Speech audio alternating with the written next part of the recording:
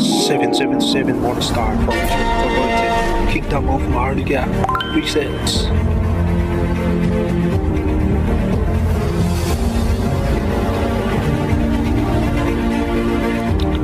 Meet the Real Jesus.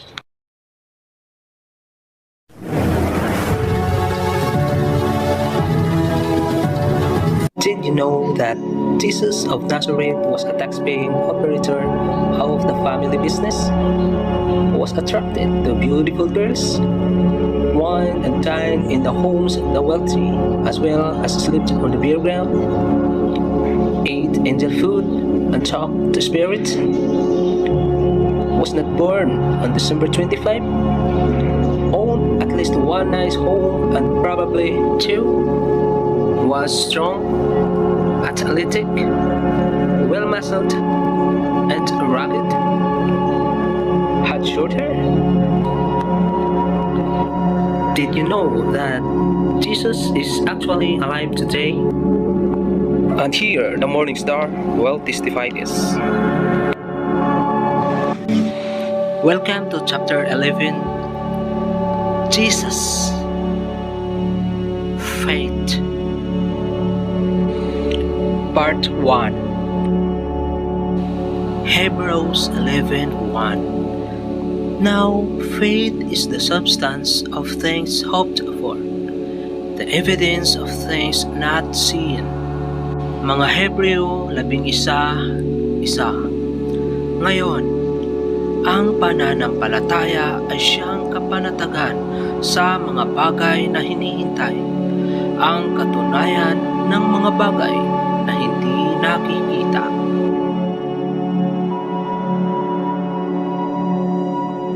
Here we are again.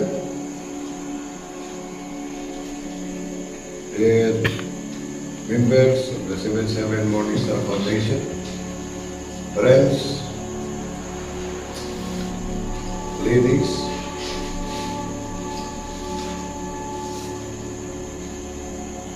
good morning. Our topic today in chapter 11, Jesus Faith. Jesus Faith. Can you repeat after me? Jesus Faith. Jesus' faith. Jesus could only look forward to an early death. He would be beaten into the unrecognizable hope, tortured, ridiculed, abandoned by friends, mocked by enemy, and finally crucified before his 34th birthday. He would be hanging on a stake, naked and dead. All this he knew, and knew fully throughout his adult life. Under these circumstances, most of us will be so self-pitying and would harbor such feeling of martyrdom that we would only find it possible to moan and groan, doing the very most effective job of eliciting sympathy from others over our terrible plight. But Jesus had perfect faith. Faith is conviction. It is the full assurance that according to God's specific promises, certain events such as miracles, healing, and the exorcism of evil spirits, which were given as signs and testimonies to unbelievers and as aid in the conduct of Jesus' work and ministry, would absolutely occur whenever Jesus desired. Jesus knew who he was, knew from the whence he had come, and knew precisely what the future held. Perhaps the analogy of an individual who is a result of the blow on the head loses his recent memory and then gradually regain it could be applied to Jesus through process of visiting familiar scenes and meeting with familiar faces during Jesus' young life, and continually as he absorbed more and more of the written words of God. Plus, direct personal communication with his Father through deep season of prayers, coupled with fasting, his awareness grew and grew until he came to remember the tremendous amount of spiritual knowledge he once had. When Jesus told some of his persecutors before Abraham was, I am,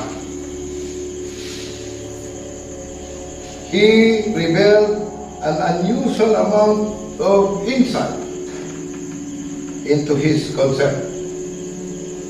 Not only did Jesus believe he was the Son of God through his mother's teaching, but he also knew this through his own personal contact with God and encounter with the spirit being both obedient angel and evil spirit.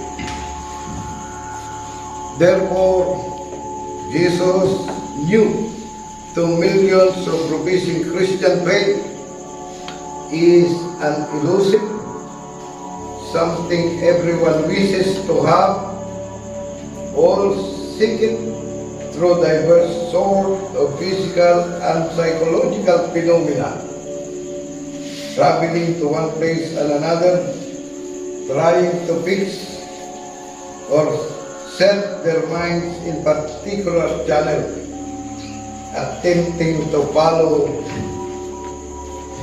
routine or ceremonial procedure, going to a famous faith healer and trying diligently to bolster up one's nagging down by any numbers of psychological and spiritual exercise or trick.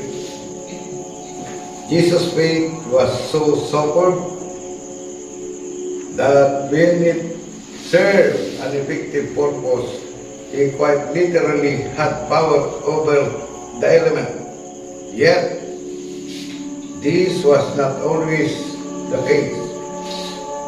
For on one occasion, when he came among some of the religious teachers of the town where he had grown up in Nazareth, he was unable to do any mighty work there at his own place, save that laid hands on a few sick, lacking. This case Jesus was said to have marveled their unbelief. This illustrating the fact that as the Bible reveals, especially in the case of healing, it seems to require both faith mixed with faith to produce miracles. On a number of other occasions, strange miracles occurred, which were supported to Christ's messiahship, and when dumbfounded and amazed his disciples as well as others, including detractors and persecutors. When Jesus walked on water, he knew he would be buoyed up and simply step out on the water as if it were concentrate or solid ground. Here he was strolling about on the surface of the glassy water of the Sea of Galilee when Peter looked out in dumbfounded amazement and recognized Jesus. To Peter, this was another noble trick of some sort, and he essayed to leave the boat and walked right out to where Jesus was, feeling that whatever applied to Jesus most certainly would be applied to Peter as well. Peter thought he might be able to walk on water, but Jesus knew immediately Peter began to sink into the water, and he had to reach out and pick him back up by another miraculous act and give him a gentle chiding about his lack of faith. In order to provide a further miraculous testimony to this credential, on one occasion, Jesus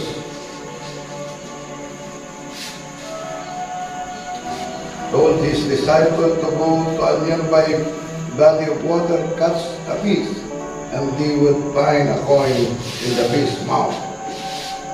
Wondering, they did precisely as he said, and sure enough, there was a coin in the mouth of the fish. Again, another who decided to take it another upon himself to be one-man critic of the Bible could simply decide he was discovered that one loose bricks somewhere in the foundation walls of the Holy Writ, which rendered him skeptical of the entirety of the remainder for the purpose of his note.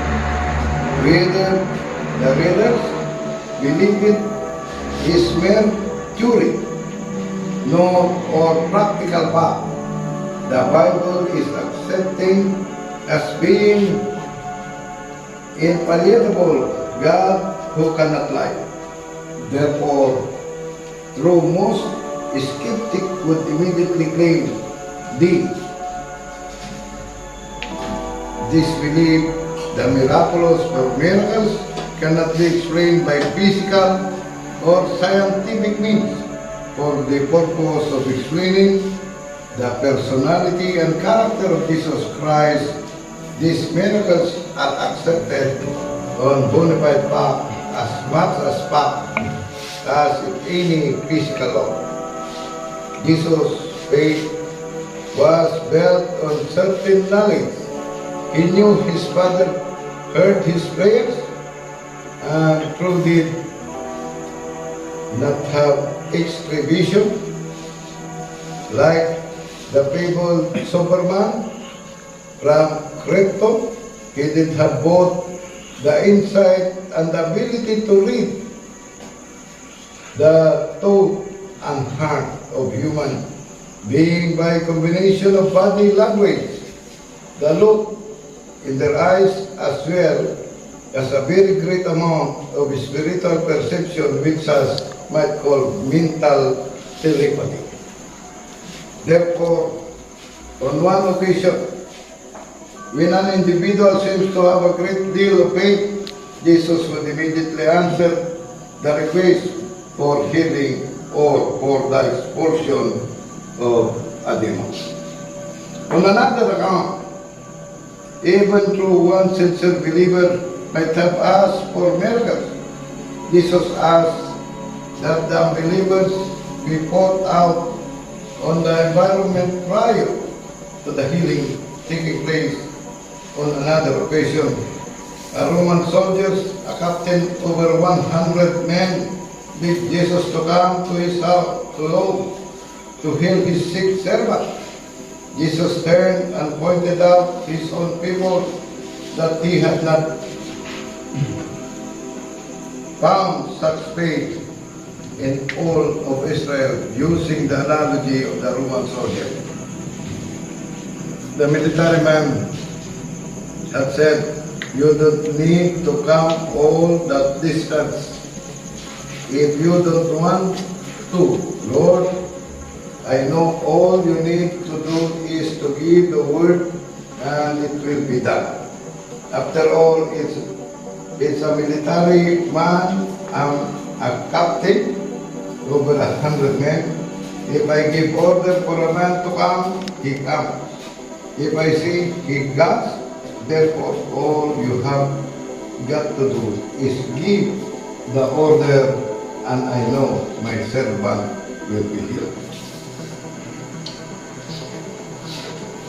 Following the Roman analogy, Jesus gave the obligation of his own disciple that he had not found such an example of straightforward, simple faith.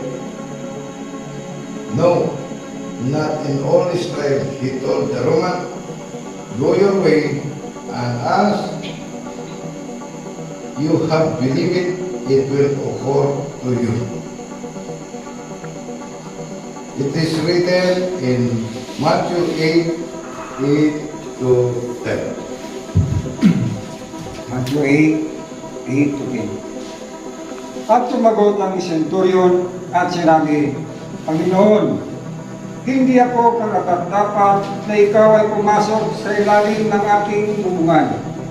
Dapat sabihin mo lamang ang salita at gagaling ang aking alila.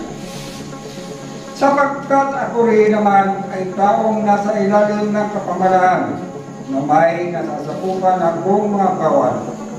At sinasabi ko rito, yumaon ka. At siya yumayaon, at sa isa, halika. At siya ay lumalapit, at sa aking alipin, gawin mo ito, at kaniyang ginagawa." At nang marinig ito ni Jesus, ay nagtaka siya. At sinabi sa nagsisisunod, "Katotohanan sinasabi ko sa inyo, na kahit sa Israel man, ay hindi ako nakasumpong ng ganito kalaking pananampalataya." On the occasion at Lazarus' tomb, Jesus also revealed that he was in an attitude of prayers a great deal of the time. Upon nearing the tomb, he was met by Lazarus' relatives who come out weeping and wailing and wringing their hands in absolute anguish, telling him, "O Lord, if you had only made it a few days earlier, but it's too late now. So poor Lazarus has been dead for 4 days already. 4 days. When then followed another of the misunderstood texts in the Bible. Almost everyone remember hearing the shortest verse in the Bible, Jesus wept. The shortest verse in the Bible. Did you please read? Tumangis si Jesus. That is the shortest verse in the Bible. Why he wept? Most would assume it was because of his feeling for poor Lazarus or the terrible loss of his loved ones. But wait, the inspired account, and you will see that Jesus lifted his eyes to the heaven and said loudly enough for few of his own disciples to hear, "Father, I thank you that you have heard me, and I know that you hear me always." and finishing these brief prayers as if an addendum or postscript to lengthy prayers said in private. Obviously, Jesus said in loud voice says, Lazarus, come out. Miraculously, and throwing earned disbelief and shock into the detractor as well as disbelieving joy into the heart of his loved ones. Lazarus stood up and came out of the tomb, still wearing the grave cloth, whereupon Jesus said, loose him and let him go. John 11:31-44. Ang mga Hudyo nga na kanyang mga kasama sa bahay at na nagsisialiw sa kanya. Pagkakita nilang si Maria na siya ay nagtindig na madali at lumabas, ay nagsisunod sa kanya na inakalang paroroon siya sa libingan upang doon tumangis. Si Maria nga, pagdating niya sa kinaroroonan ni Jesus at pagkakita sa kanya, ay nagpatira pa sa kanyang paanan na sinasabi sa kanya, Panginoon, kung ikaw sana'y narito, disin ay hindi namatay ang aking kapatid. Nang makita nga ni Jesus na siya'y tumatangis, at gayon din ang mga Hudyong nagsitanis na kasama niyang dumating, ay nalagim siya sa espiritu at nagulumihanan. At sinabi, saan ninyo siya inilagay? Sinabi nila sa kanya, Panginoon, halika at tingnan mo. Tumangi si Jesus. Sinabi na ng mga Hudyo, tingnan ninyo kung gaano ang pag-ibig niya sa kanya. Datapwat ang ilan sa kanila'y nagsipagsabi, hindi baga magagawa ng taong ito na nagpadilat ng mga mata ng bulan, na ang taong ito naman ay huwag mamatay. Si Jesus nga sa muling pagkalagim sa kanyang sarili ay naparoon sa libingan. Yaon ay isang yungib at mayroong isang batong nakatakip sa ibabaw noon. Sinabi ni Jesus, alisin ninyo ang bato. Si Marta, na kapatid niyaong namatay, ay nagsabi sa kanya, Panginoon, sa ngayon ay nabubulok na ang bangkay sapagkat may 4 na araw nang siya ay namamatay. Sinabi sa kanya ni Jesus, di ba ka sinabi ko sa iyo na kung ikaw ay sasampalataya ay makikita mo ang kaluwalhatian ng Diyos? Kaya't inalis nila ang bato at itiningin ni Jesus sa itaas ang kanyang mga mata at sinabi, Ama, nagpapasalamat ako sa iyo na ako'y iyong dininig at nalalaman ko na ako'y lagi mong dinirinig. Ngunit ito'y sinabi ko dahil sa karamihan na sa palibot, upang sila'y magsisampalataya na ikaw ang nagsugo sa akin. At nang masabi niya ang gayon, ay sumigaw siya ng malakas na tinig, Lazaro, lumabas ka.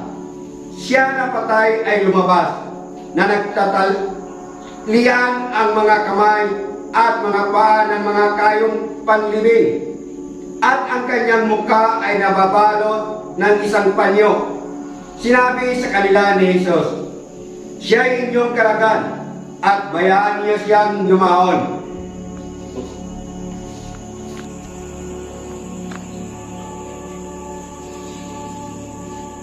He continued. The accounts prove Jesus knew that he would find and knew of surety that God was going to answer his prayers to miraculously resurrect Lazarus from death itself.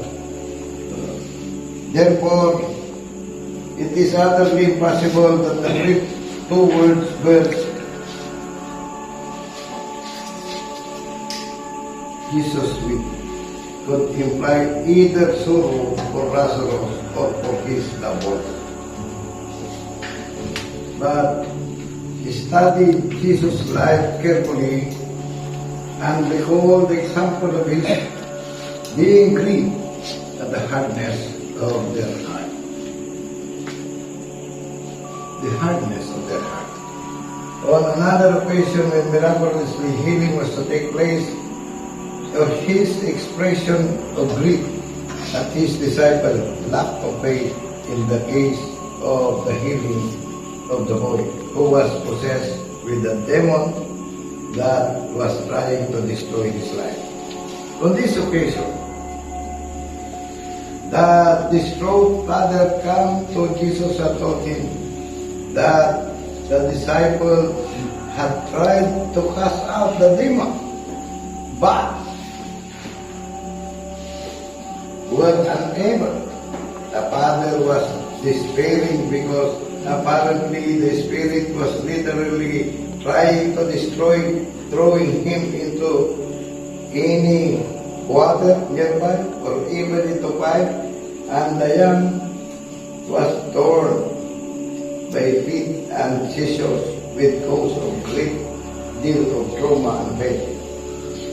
Jesus commanded the spirit to come out, and even then, in the last frenzy of hate, the demon was said to have cried with a loud voice and brought about another violent fit prior to this departure. Later, the disciple had asked why they unable to cast the demon out, and Jesus said, "O ye of little faith," and told them that this kind will not come out except by great deal of prayers and fasting. Great deal of prayers and fasting. He knew that this disciple was spending now here as much time in prayers, and he should. And he also knew, very obvious, that they were not fasting anywhere near as often, obviously.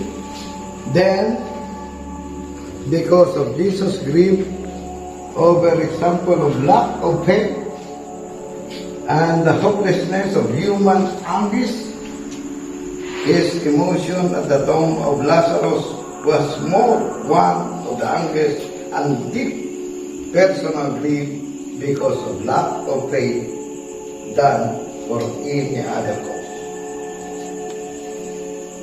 It was perhaps similar to the anguish of loving parents who took trying time and time again to teach an important object lesson to a child.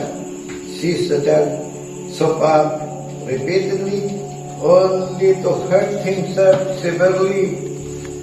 The parent cry out in anguish over seemingly inability of the child to learn the lesson.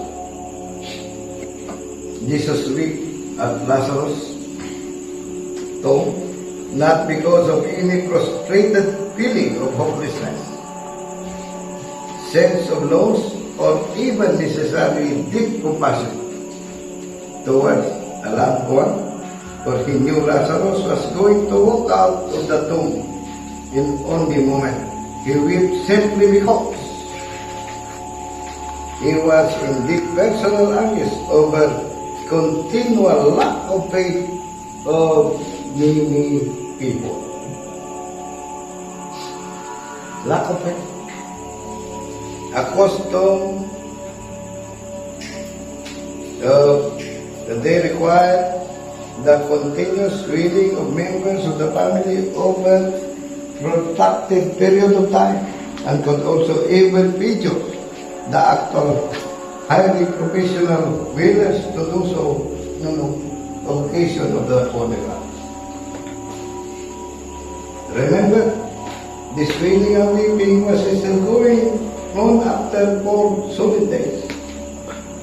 Jesus had prayed then to work whatever miracles were absolutely necessary for the proof of his authority, or the presentation of the true credential as the Messiah of mankind, for demonstration of the power of the kingdom of God, for the casting out of demons, for healing of the sick, and also for testimony of his own disciples, that they might have the courage backed by faith and a later day to perform miracles which Jesus said would be even greater than this. The faith experienced by most humans today, as you and I, is more of frantic hoping and request, a desire, a deep and sincere thirst for something we wanted more than kasi it is a calm or blooded confident assurance of the foreknowledge that certain events are going to take place prior to their occurrence. The greatest detriment to faith are fear, pain, doubt, or vanity. Perhaps the first three are obvious, but what about vanity? Authority through many would be faith. Heaven would desperately like to utilize some supernatural power for the proportion of themselves into theological limelight to create a vast powers. Following God is never going to honor a request either in private nor in public for miracles, for miraculous events, or for the healing of the sick. Surely to allay one's ego and vanity. On the other hand, how does one explain seemingly incontrovertible cases where individuals claim they have been healed miraculously in such occasions? But before we finish our subject about the faith of Jesus, let me greet you again, a pleasantly to each and everyone.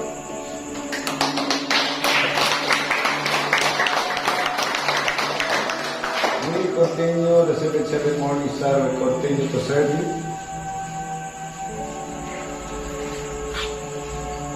Our next agenda will be a spiritual leadership. So watch out for the next topic via Juris TV. Thank you for supporting. Click subscribe and program of 7-7 Morning Star. Notwithstanding the allegation of circus break appearing and disappearing, goiters, people who are not really crippled after all, what of those cases which would seem to defy scientific investigation? Perhaps there is another answer. Jesus revealed another principle concerning faith. He said on more than one occasion that an answer of prayers would be according to faith. So ayan mga kapatid, natapos na ang chapter 11, Jesus Faith Part 1. Abangan ang susunod na episode, ang Part 2, sa mga susunod na mga araw. Maraming salamat. Huwag kalimutang subscribe ang aking channel, paki-hit ang notification bell para lagi kayong updated sa susunod ko pang mga videos na ilalabas. Maraming salamat sa mga minamahal naming viewers and supporters. Bye-bye.